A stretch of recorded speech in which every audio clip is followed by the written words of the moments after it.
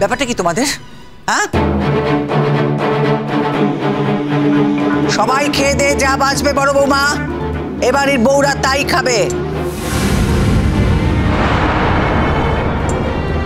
এটাই এবারের নিয়ম, মনে থাকে যেন।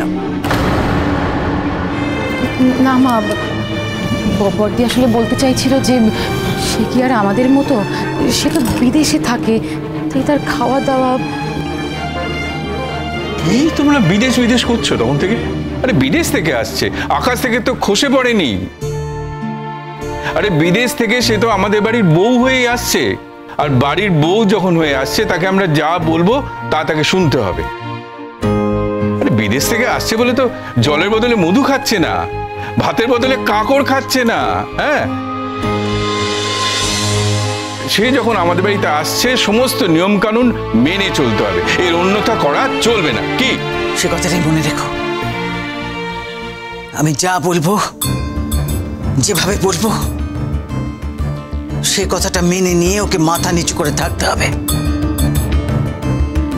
মনে রেখো সবাই। হ্যাঁ,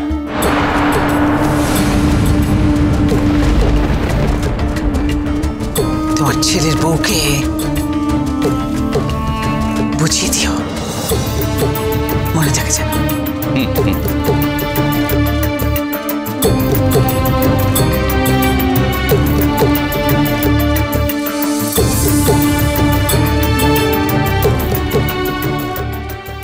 কেন? আমার শাশুড়ি মা কি একা খেতেন নাকি? তাহলে ওনাকে সবার জন্য রান্না করতে হতো কেন? ওনাকে কে হেল্প করতো? তাহলে আপনারা হেল্প চাইছেন কেন?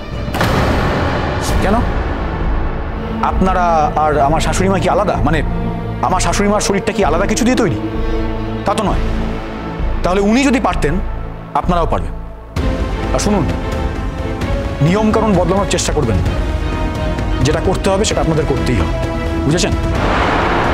পরিষ্কার করে বলছি, ভালো করে বুঝে নিন। এই বাড়িতে থাকতে হলে মানিয়ে গুছিয়ে থাকতে হবে।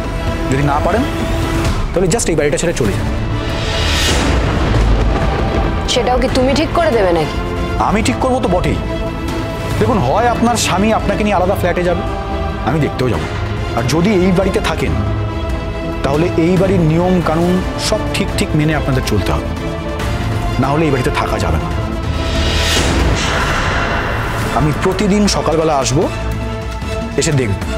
কি আর করবে, চাকরি বাকরি তো কিছুই নেই, এখন এই বাড়িতে বসে বসে খাবে আর মাতব্বরি করবে। আপনি যে বুঝেছেন তার জন্য আপনাকে ধন্যবাদ।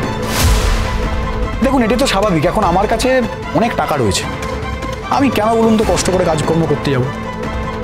যাক, দেরি করার লাভ নেই, আপনি যান, রান্না করে যান, শুরু করুন, যান।